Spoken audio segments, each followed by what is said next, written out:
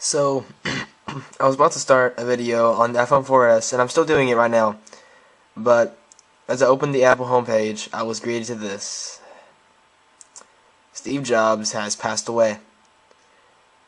It just happened today, Wednesday, October the 5th. He was, I don't know what to say. We all knew that he had horrible health. He had some sort of cancer. I think he said pancreatic. I read some stuff about it. But anyway, he has passed away. I'm praying for his family, and Apple just in general. But anyway, you click on the screen and it tells you a little bit about him. But basically just about how he was a visionary, creative genius. But he's gone, but it says you can, if you'd like to share your thoughts, memories, and condolences, which means comforts, please email rememberingsteve@apple.com.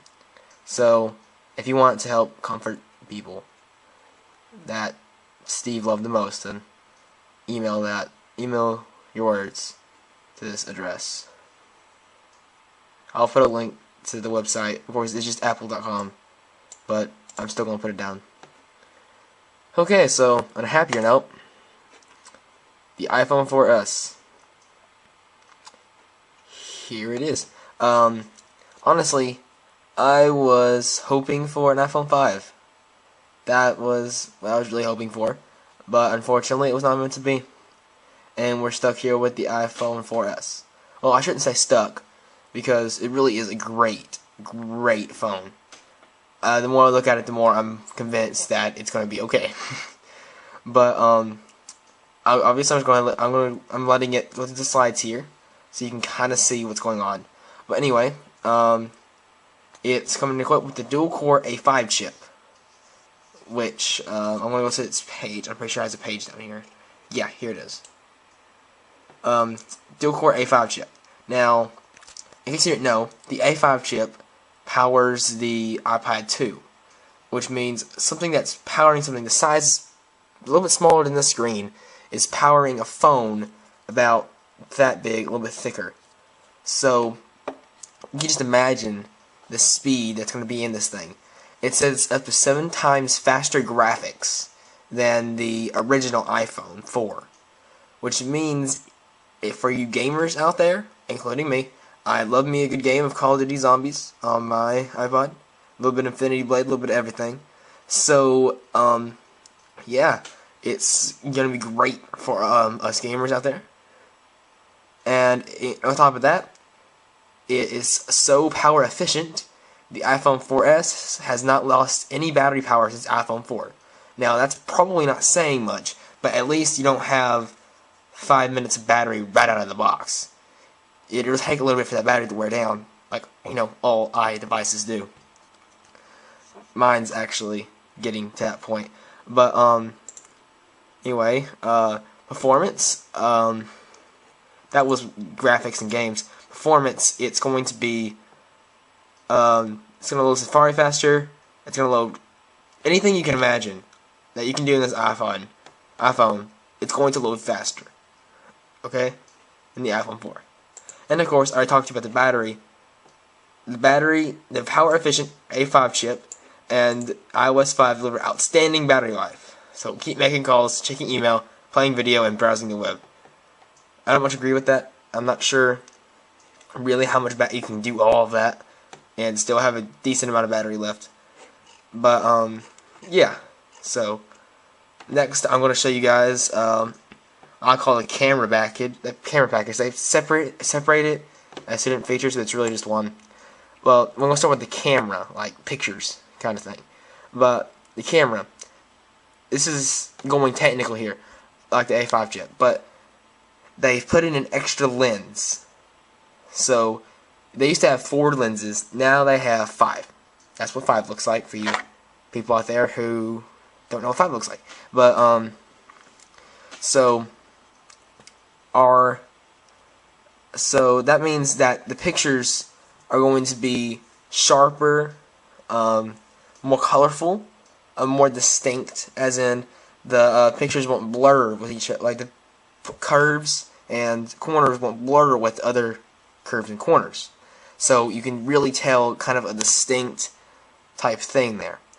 So yeah, they completely redot the optics. Oh yeah, and there's also going to be a camera button with iOS 5. It's also going to work on iPods, iPod 4s, that and basically any iPhone that runs iOS 5. There'll be a camera button on the lock screen, so you can jump straight to your camera and don't have to worry about fumbling through your apps or anything trying to find it. So it's also going to be 8 megapixels, an upgrade from the 5, which is outstanding. That's better than some cameras I've actually, like point-and-shoot cameras I've actually owned. I told you about the optics, and there's going to be an editing system put in where you can crop, things like color enhance, red eye, basically like third-party apps you download. You can now do that just straight from the Pictures app. The other thing, which is the other part of what I call the camera bundle, is the 1080p. Yes, 1080p recording. Now, as you know, this little handy-dandy iPod and the iPhone 4 only recorded in 720p HD, which is pretty good, but still not 1080. So, it's going to record in 1080p. It's also going to have video stabilization, which means as you're recording, it won't look like, it'll look more like this general video that you're watching now. I'm pretty shaky because I'm going lefty holding the camera, but yeah, that's pretty cool. And there's video stabilization. I'm going to the tabs down here, and editing. They're putting kind of like a mini iMovie app into this. It's not going to have like every iMovie feature, but it's going to have some like trimming and such. So yeah, that's pretty cool. So next feature is going to be the I'm going to leave out Retina and FaceTime because we've had Retina and FaceTime and the original iPhone 4.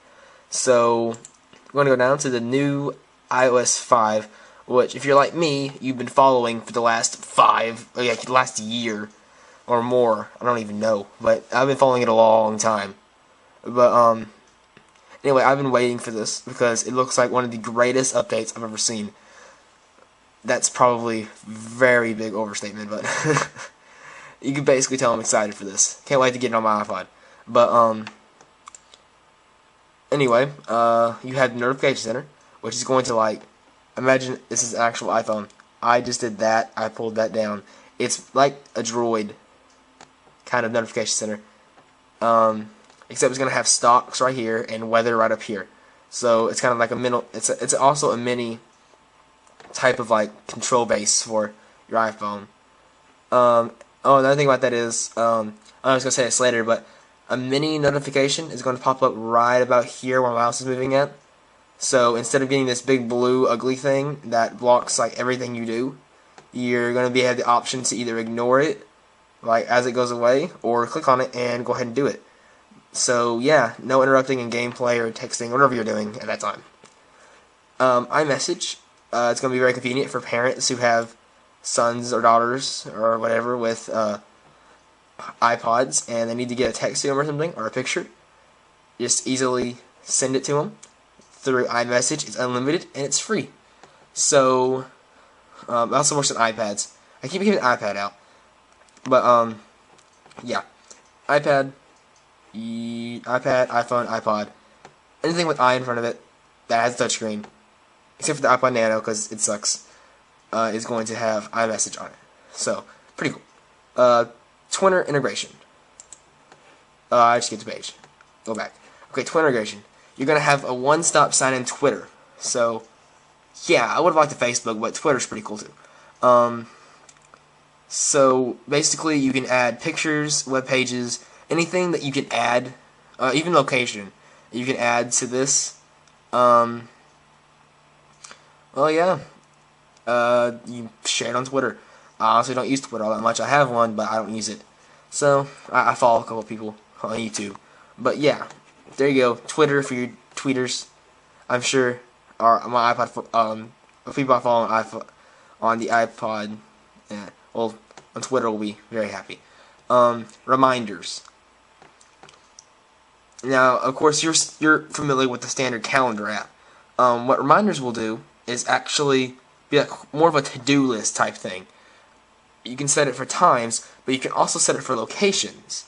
So let's say you need to, when you get home and you're about to go to a party, you need to remember to pick up your present. Well, set that location barrier around your house, and when you get home, a notification pop up that says, "Hey, you need to get that present." So, very cool. I was like, whoa, man. So, yeah. Thought that was one of the best things I've ever seen in a phone. And it really is. Photos, I've kind of already gone into that about all the photo stuff. Editing type stuff. So I'm going to skip that. Camera enhancements. Basically, the only thing with iOS all around is you can hit volume up button to take a picture now, which I know a lot of people have been asking for.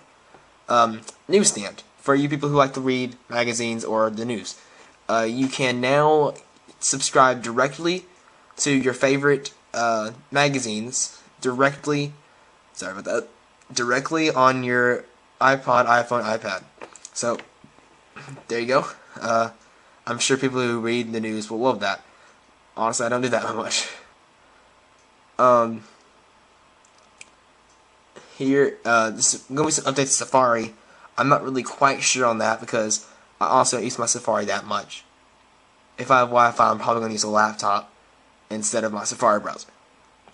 Okay, last thing is the new iOS 5 is completely PC free.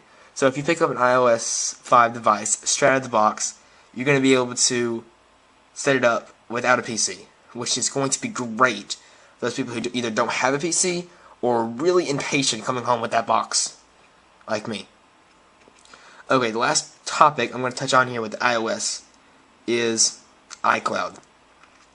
Now, if you're like me and my family, then you have a lot of different iOS devices. We have iPod, an iPhone, and an iPad in our family. So, actually we have like 3 iPods, but, so, iCloud, what happens is, if I download a song on my iPod, next time my dad picks up his iPad, he'll be able to have an option to download that song straight from his music app. Or if he wants to go to iTunes and check. So, yeah, if you have a lot of iOS devices, that's very, very useful. But, you know, if you just have one, why bother? Macs would probably be very good if you have a Mac. That'd definitely get rid of all the cords and stuff. So, yeah. iCloud, iOS, very cool. Now, the thing I was waiting to pick up on is Siri. I need to go fast, so I have 2 minutes left. Siri. It's going to be, really need to watch the video. The video is right here. You need to get on here and watch the video. But basically what it's going to be is you can speak to your iPhone and it will do things, basically anything for you. So, examples it has laid out here is you can ask it to send a reminder for you. So, it says, remind me to pick up my, okay, I'm going to say suit because I'm a dude. Remind me to pick up my suit when I leave work. And it says, here's your reminder for when you leave work. Reminders. Pick up my suit. It says dress, but I don't want to say dress. So, yeah, so when you leave that barrier of wherever you work at, it's going to tell you. So, cool. It sets it up without you even touching the screen. And then you can send text messages. You can ask about the weather. It'll be like, do I need a raincoat today? And it'll be like, nope. And here's the forecast. It's going to be this cold. It's not going to rain. Stuff like that. You can also ask for information, like Google type thing. You can ask to set a meeting. Ask to send an email. Ask for a number. Like you see, hey, can you look up Kyle's number? That's what it says on here. And it says, sure. Here it is. Ask to set an alarm. Set an alarm for 10:41. Set an alarm. Wake me up in 1 hour.